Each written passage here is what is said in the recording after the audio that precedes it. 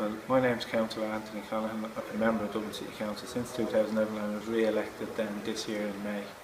Last night I had a motion into Dublin City Council basically calling on the government to remove fluoride and any derivative from the water supply and make it a criminal offence to put it in the water supply. And it was passed 22 to 20 in the end. There was also a motion from a Fianna Fáil councillor calling on us basically not to do it, and that failed. I think it was 25 to 20 that failed. And what did you say in your speech? Well, basically I started off saying that I could nearly argue both sides. I've read so much about it over the last few years, and I'm sure a lot of councillors got lobbied from various groups, you know. But basically, one thing I started off with was Fine Gael councillor Paddy McCartan's logic on water charges was that the rest of Europe pay water charges, so we should. So he says, well, the rest of Europe has no fluoride in their water, so on your logic, Paddy, we should have fluoride removed from the Irish water supply. Then I went on to reports like the CDC that the pro-fluoridation camps seem to use a lot, but they don't give the full story.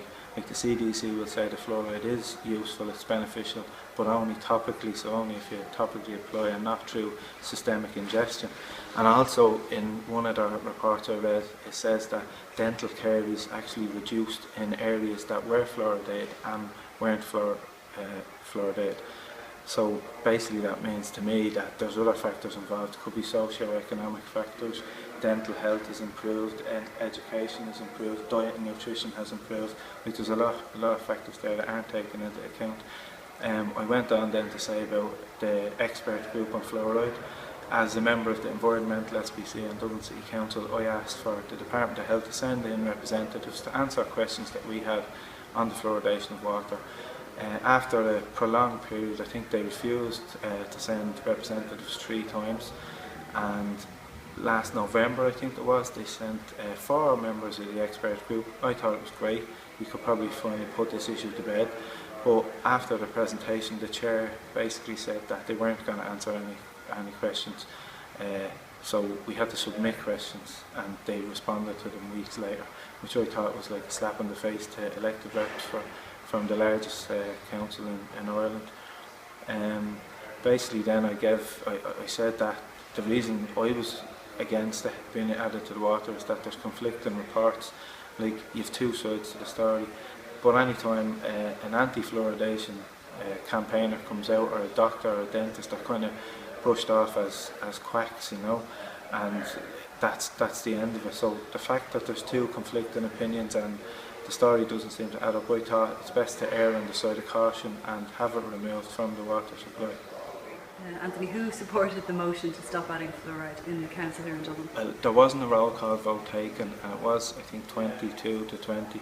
It would have been the Sinn Fein councillors, People Before Profit, and a couple of independents would have supported it. Labour, Fianna Fáil and Fine Gael went against it, and surprisingly enough the Green Party abstained.